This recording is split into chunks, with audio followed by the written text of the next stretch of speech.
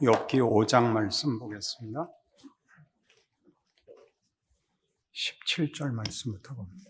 볼지어다 하나님께 징계받는 자에게는 복이 있나니 그런즉 너는 전능자의 징계를 없이 여기지 말지니라. 하나님은 아프게 하시다가 싸매시며 상하게 하시다가 그의 손으로 고치시니 6가지 환난에서 너를 구원하시며 7가지 환난이라도 그 재앙이 네게 미치지 않게 하시며 기근 때의 죽음에서 전쟁 때의 칼의 위협에서 너를 구원하실 터인즉 내가 혀의 채찍을 피하여 숨을 수가 있고 멸망이 올 때에도 두려워하지 아니할 것이라. 너는 멸망과 기근을 비웃으며 들짐승을 두려워하지 말라. 들에 있는 돌이 너와 언약을 맺겠고 들짐승이 너와 화목하게 살 것이니라. 네가 내 장막의 평안함을 알고 네 우리를 살펴도 잃은 것이 없을 것이며 네 자손이 많아지면 네 후손이 땅의 풀과 같이 될 줄을 내가 알 것이라. 내가 장수하다가 무덤에 이르리니 마치 곡식단을 제때에 들어 올림 같으니라. 볼지어다 우리가 연구한 바가 이와 같으니 너는 들어보라. 그러면 내가 알리라. 오늘 본문은 4장 1절부터 이 5장 끝절까지입니다. 너무 길어서 뒷부분만 읽었습니다. 욥기를 읽을 때 제일 어려운 것은 도대체 무슨 말인지 모르겠다는 거죠. 다 옳은 말인데 그게 반복돼서 나오고 친구들은 계속 옳은 말을 하는데 욥은 계속 아니라고 우기고 끝에 가서 하나님이 욥이 옳았고 친구들이 틀렸다는 게 무슨 말인지 그게 우리에게 어렵습니다. 결론이 문제가 아니라 하나님께서 세 친구들이 욥만큼 의롭지 않다. 욥에게 욥이 옳다고 판정을 내리셨는데 그 틀린 얘기를 욥기 전체 반복하게 놓아두시는가 하는 것이죠. 4장에서 5장까지 세 단락으로 되어 있습니다. 4장 6절에서 11절까지 첫 번째 단락이 나오고 4장 12절에서 5장 7절까지 두 번째 단락, 오늘 제가 읽은 부분은 마지막 세 번째 단락인 5장 8절에서 27절입니다.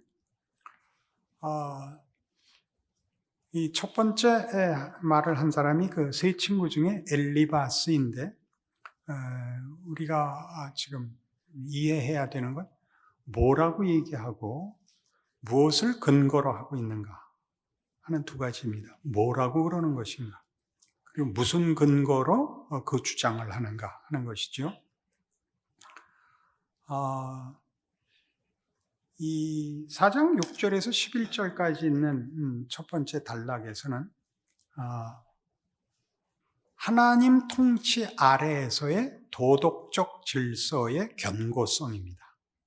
하나님 통치 아래에 있는 세상의 도덕적 질서의 견고성. 6절 보시면 내 경외함이 내 자랑이 아니냐, 내 소망이 내 온전한 길이 아니냐, 생각하여 보라. 죄 없이 망한 자가 누구인가, 정직한 자의 끊어짐이 어디 있는가. 그러니까 도덕 질서가 하나님이 통치하시는 이 세상의 가장 견고한 질서다, 그렇게 얘기하는 겁니다. 악하게 굴면 벌을 받고 선하게 굴면 복을 받는 그것이 이 세상을 통치하시는 하나님 통치에 있어서 가장 견고한 질서다, 그 얘기를 하죠. 이것은 마치 뭐 같으냐면 8절에 내가 보건대 악을 밭갈고 독을 뿌리는 자는 그대로 거두나니 라는 것은 농사 짓는 일에다가 이 도덕 질서를 이렇게 뭐라 그러죠? 치환해서라 그러나요? 그러니까 악을 밭갈고 독을 뿌린다. 그러니까 세상의 자연 질서를 봐라. 심는 대로 거둔다. 그 얘기예요. 심는 대로 거두듯이 도덕 질서도 심는 대로 거둔다.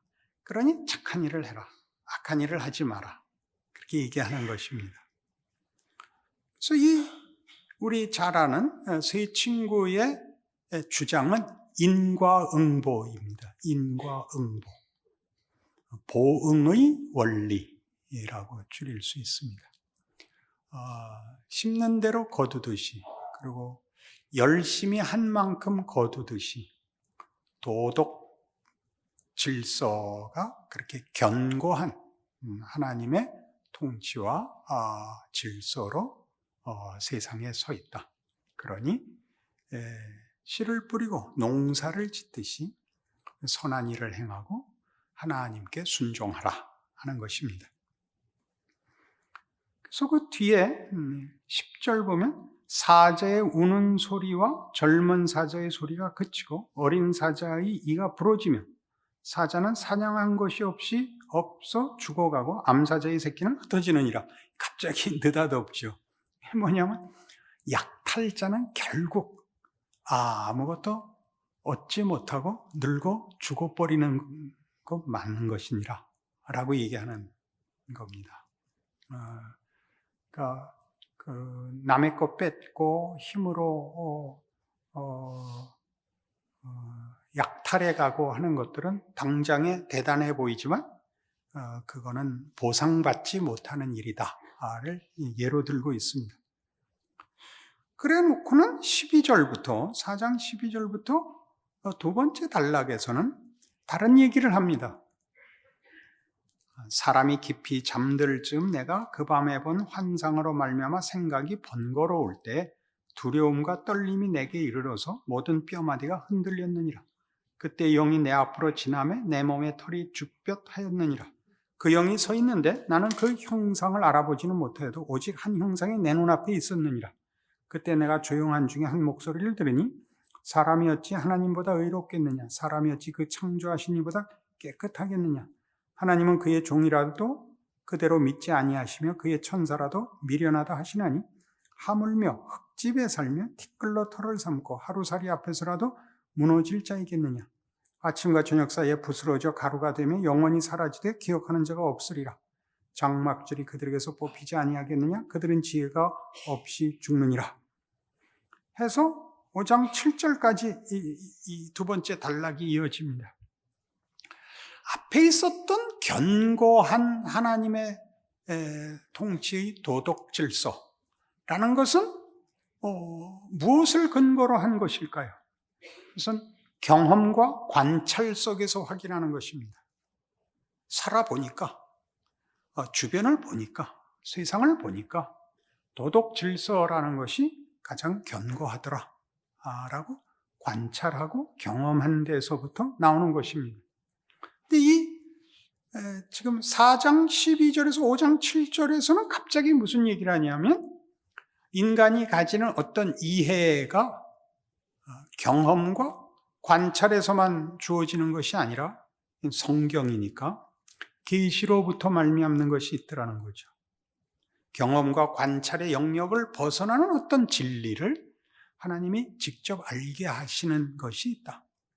그러니까 어떤 이해와 믿음의 그 근거는 경험과 관찰로만 획득되는 것이 아니라 하나님께서 직접 주시는 것이 있다. 그 얘기를 이제 4장 12절에서 5장 7절까지 하는 것입니다.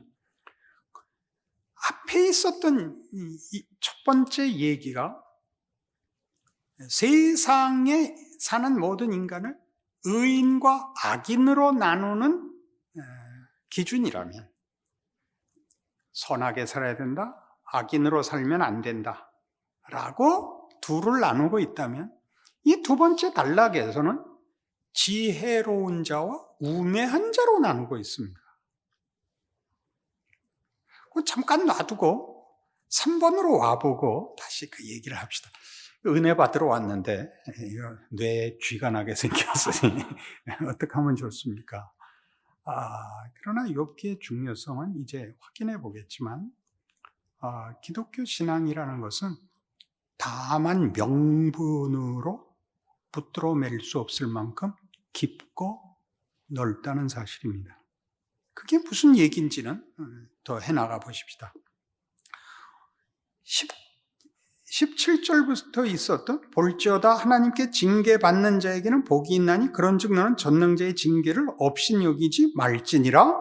하나님은 아프게 하시다가 싸매시며 상하게 하시다가 그의 손으로 고치시나니 6가지 환난에서 너를 구원하시며 7가지 환난이라도 그 재앙이 내게 미치지 않게 하시며 기근 때에 죽음에서 전쟁 때 칼의 위협에서 너를 구원하실 것이라 하는 얘기가 나옵니다.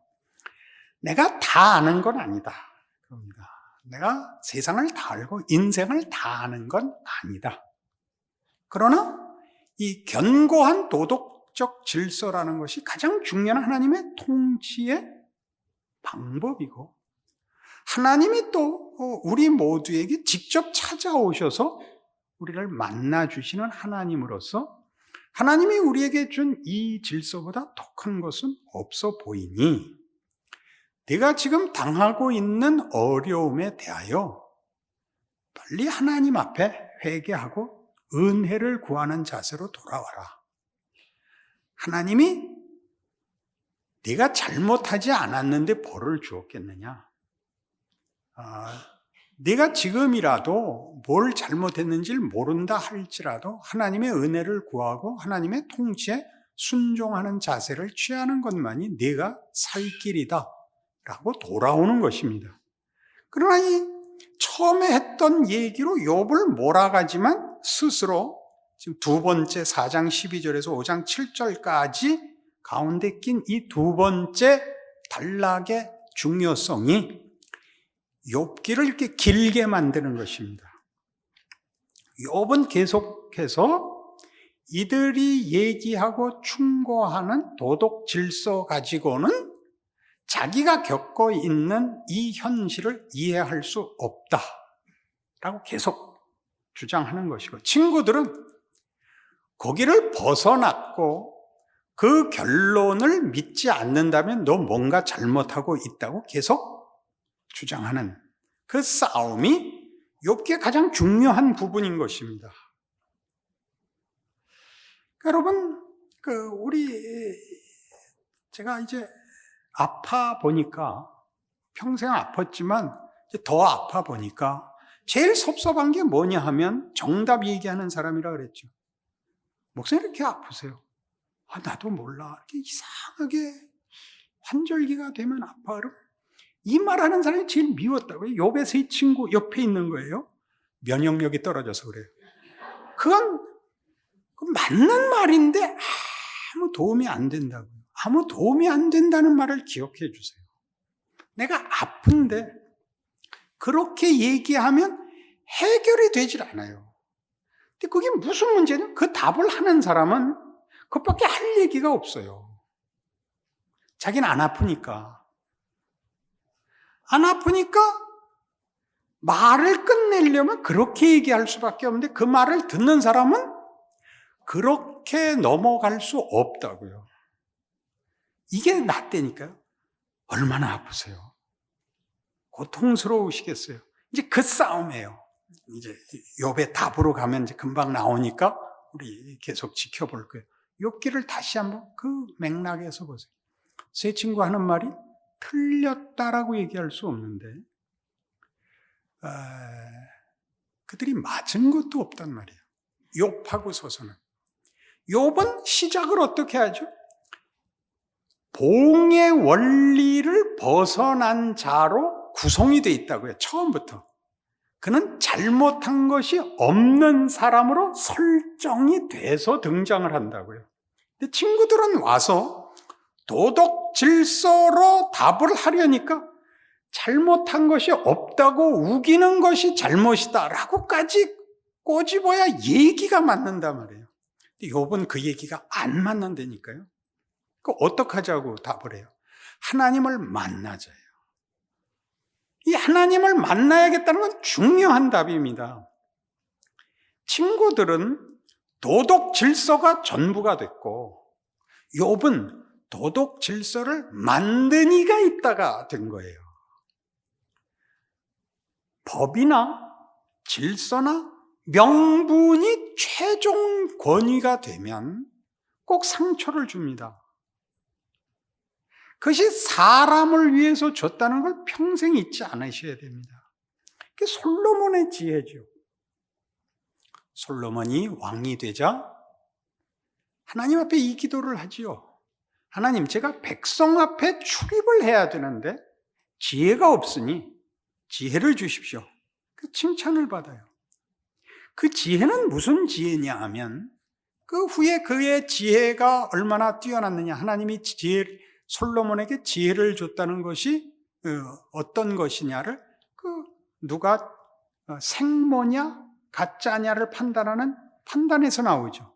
근데 그 판단은 무엇을 판단하는 거냐면 왕이 백성 앞에 출입을 한다는 것은 백성들 앞에 그 판단을 보이는 거예요. 이것이 옳은 길이다. 이건 틀린 길이다. 를 보여야 할 그 대표자로 그 왕직을 맡고 있는데 그것은 누가 잘했다 못했다 라는 사법적이고 형법적이고 무슨 옳고 그른 판단을 떠나서 하나님의 뜻을 아는 것입니다. 그 생모와 가짜가 한 아이를 놓고 서로 자기가 생모라고 우기자 솔로몬이 어떻게 하라 그래요? 반을 자르라 그러죠. 그죠? 누가 내줬죠? 생모가 내줬죠. 애를 살려야 되니까. 그게 솔로몬이 받은 지혜라고요. 생명을 다스리고 생명을 보호하기 위하여 율법과 도덕과 양심을 줬다고요. 근데 그걸 가지고 사람을 잡잖아요. 양심과 법과 도덕을 가지고 사람을 잡잖아요. 그죠? 그걸로 사람을 살리질 못하죠. 사람을 살리는 건 그것보다 더 나가는 거죠. 법을 준 하나님, 도덕을 준 하나님이 생명을 주어 생명을 보존하시고 질서를 주어 복주시기 위하여 그걸 줬다는 사실을 말하자면 친구들은 놓치고 있는 거예요. 도덕 안에, 율법 안에, 논리 안에 사람을 가두려고 들고 욥은 이 고난으로 인하여 거길 벗어나게 되죠. 스스로 원했거나 스스로 연구해서 벗어나는 것이 아니라 자신에게 현실이기 때문에 그런 거예요. 예전에 우리 한국교회가 한참 전도의 열심을 낼 때는 모든 사람을 예수를 믿는 사람과 믿지 않는 사람으로밖에 분류할 줄을 몰랐어요. 믿는 사람과 믿지 않는 사람.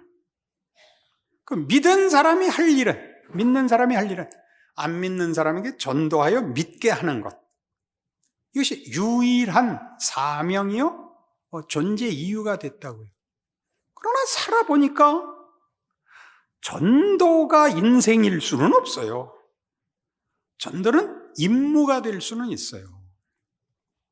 그런데 인생이라는 건 임무보다 더 큰 거예요.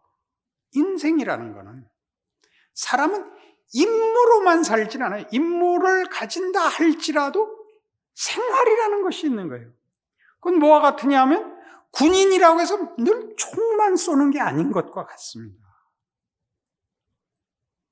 한 인간이 되면 그에게 인생이라는 게 주어지고 세상에서 살고 현실에서 살게 되는데 그 속에 너무나 많은 일들이 들어있습니다. 그래서 말하는 많은 일들이라는 것은 생각하게 하며 헌신하게 하며 고민하게 하며 짐을 지게 하며 당황하게 하며 막막하게 하는 일들 말입니다. 우리가 어떤 대의, 유익이라는 것으로 한 사람의 인생관이나 무슨 가치나 보람을 삼을 수 있다고 해서 그것이 삶을 다 싸매는 것은 아닙니다. 우리가 역사상 가장 훌륭했던 사람들을 언급한다 할지라도 그 사람들이 그래서 그의 삶이 행복했다고 얘기할 수 있는 사람은 드뭅니다. 대표적으로 아브라함 링컨이 그렇죠. 링컨은 인류 역사상 훌륭한 사람 중에 하나입니다. 그가 행복한 인생을 살았느냐라고 묻는다면 그렇지 않다고 대답할 것입니다. 그는 많은 짐을 지고 살았고, 그래서 링컨은 웃는 얼굴이 없다, 이런 유명한 말이 있죠. 링컨은 근엄한 표정을 짓는 것이 아니라 그 표정을 보시면 막막한 표정을 짓고 있습니다. 그가 왜 훌륭했느냐 그러면 웃음을 희생했기 때문에 훌륭한 사람이 된 겁니다. 그러면 다 웃음을 희생하고 그렇게 살 수 있느냐? 그렇지 못합니다. 그건 아브라함들만 하는 겁니다. 우리는 할 수 없습니다. 인생이라는 건 그렇게 간단하지 않습니다. 그런 걸로 링컨은 말이야 이렇게 갖다 붙일 수 없는 겁니다. 여러분, 인생을 살면서 제일 답답한 그 얘기 중에 하나가 뭐냐? 왜 훌륭하지 않냐고 화를 내는 사람이 제일 답답합니다. 훌륭한 건 특별한 사람 겁니다. 보통 사람 같이 살면 되는 겁니다. 왜 훌륭하지 않냐고 싸우자 그러면 참 답답합니다. 인생은 훌륭하면 자랑할 수 있는 것이지 행복한 건 아닙니다. 행복하다는 건 굉장히 사소한 데 있습니다. 이렇게 문득 찾아오는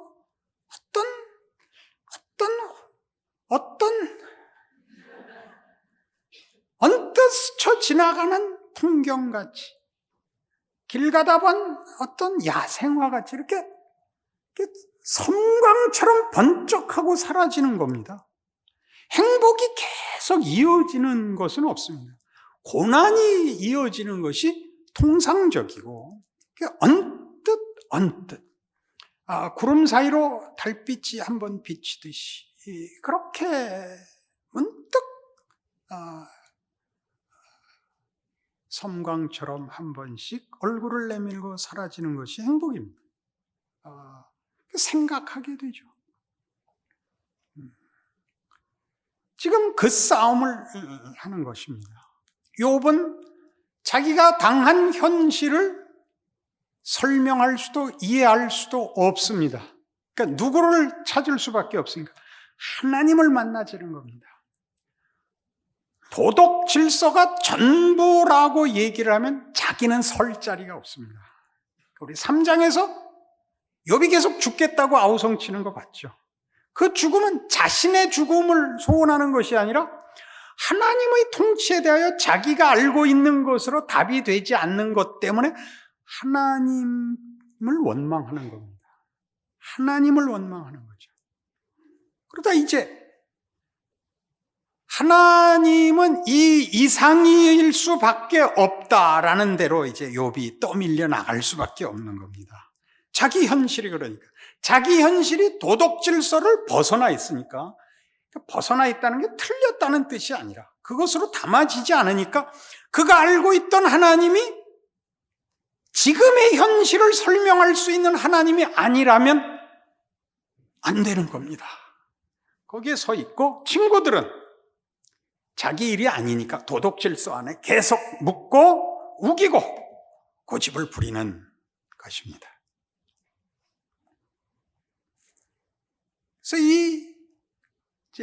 욥에게 친구들이 경건, 순전, 무죄, 정직의 사실에서 소망과 기력을 얻으라 라고 충고를 하는 것이고, 욥은 계속 그것이 헛되다, 그것 갖고 답이 된다면 내가 왜 울부짖겠느냐 라고 답을 하는 것이 욥기입니다. 그래서 이 5장 아까 두 번째 단락에 4장 12절 이하만 봤는데 5장 1절 이하를 보십시오. 너는 부르짖어보라. 네게 응답할 자가 있겠느냐? 거룩한 자 중에 네가 누구에게로 향하겠느냐? 분노가 미련한 자를 죽이고 시기가 어리석은 자를 멸하느니라. 내가 미련한 자가 뿌리 내리는 것을 보고 그의 집을 당장에 저주하였노라. 그의 자식들은 구원에서 멀고 성문에서 억눌리나 구원한 자가 없으며 그가 추수한 것은 줄인 자가 먹되 덫에 걸린 것도 빼앗으며 올무가 그의 재산을 향하여 입을 벌리느니라. 재난은 티끌에서 일어나는 것이 아니며 고생은 흙에서 나는 것이 아니니라. 사람은 고생을 위하여 났으니 불꽃이 위로 날아가는 것 같으니라. 이 첫 번째 단락의 얘기를 세 번째 단락으로 올 때 욥에게 이제 적용하는 거죠. 도덕 질서의 견고함을 얘기하고 그 속에 들어오고 거기서 벗어나지 마라.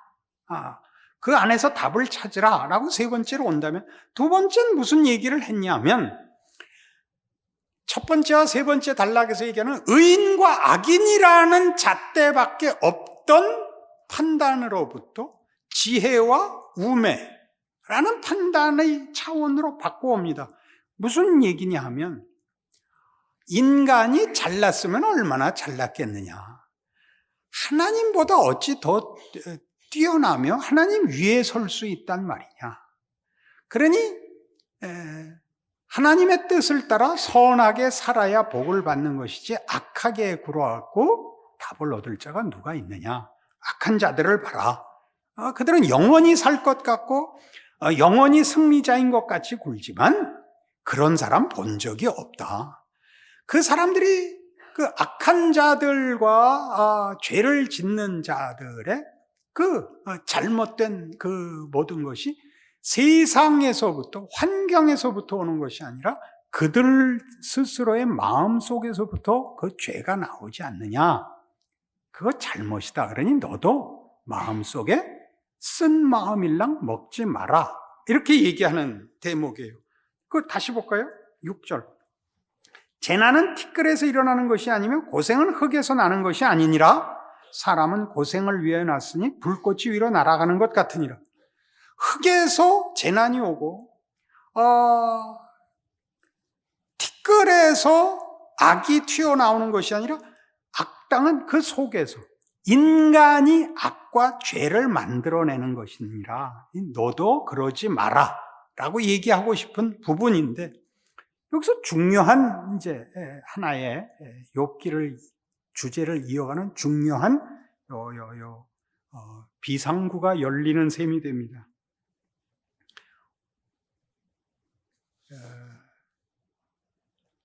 인간에게 재난과 악이 일어나는 이유는 인간이 가진 자유 때문이다. 그런 겁니다. 인간이 죄를 지을 수 있는 존재이기 때문이다. 그렇게 얘기하는 거죠.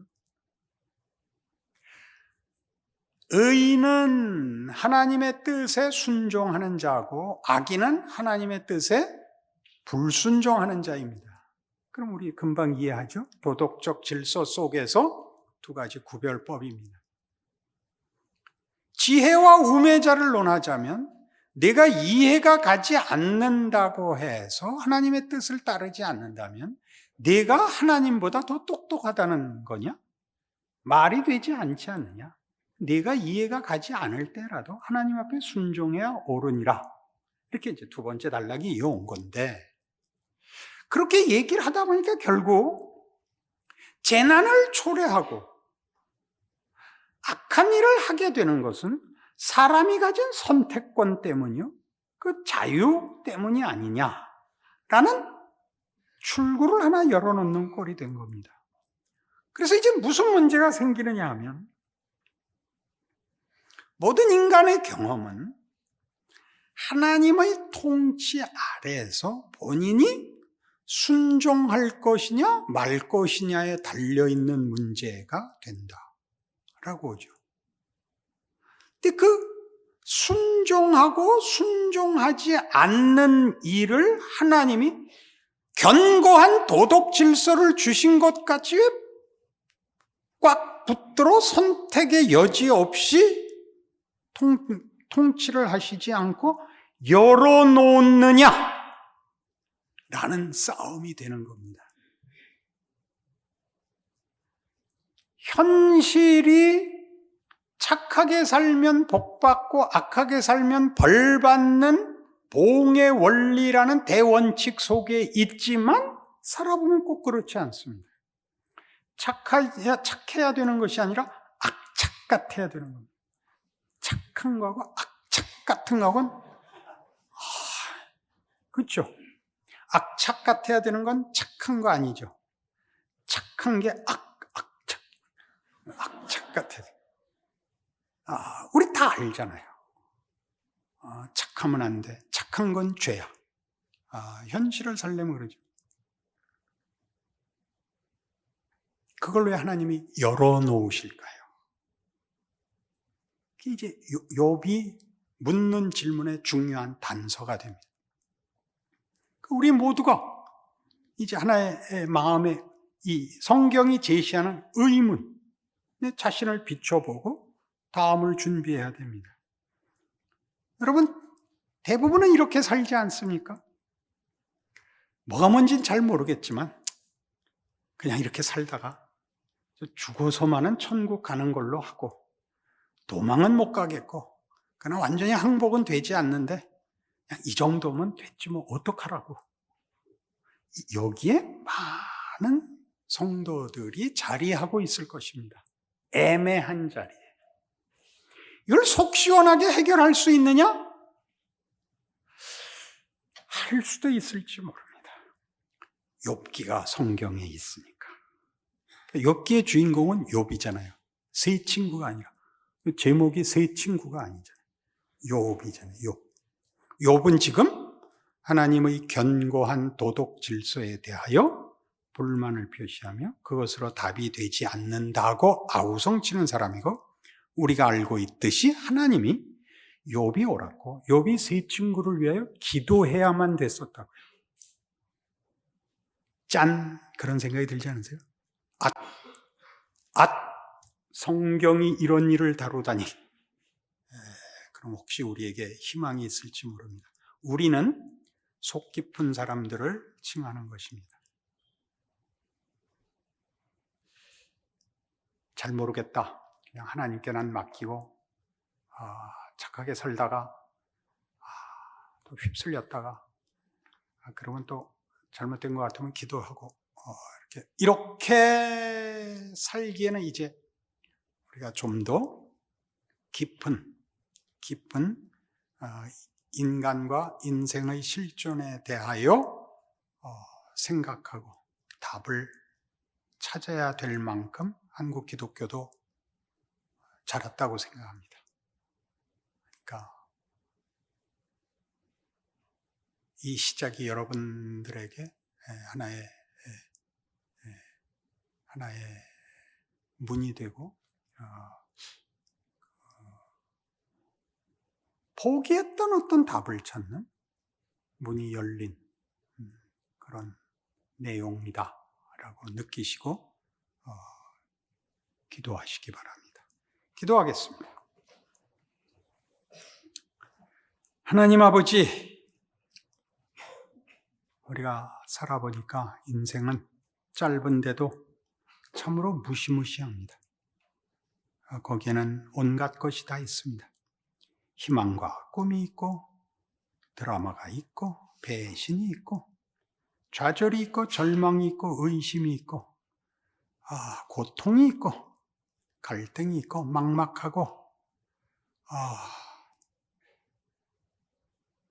가슴이 저릿저릿한 그런 인생입니다. 그 모든 것을 붙들어 하나님이 하나님이시라는 사실을 인정합니다. 대강 믿고 대강 미루고 대강 타협하고 우리의 연약함을 인하여 그럴 수도 있지만 성경이 얘기하는 내용을 따라 더 깊이 하나님을 만나는 것, 하나님이 욥기에 허락하셨습니다. 그러니 이제 길을 찾아 하나님을 만나 하나님의 깊이와 넓이와 높이를 깨달아 우리의 짧은 인생 속에서 이루시는 하나님의 신비와 기적을 맛보는, 누리는 진정한 인간의 자리에 책임 있는 인생에 선한 축복도 주시옵소서. 예수님 이름으로 기도합니다.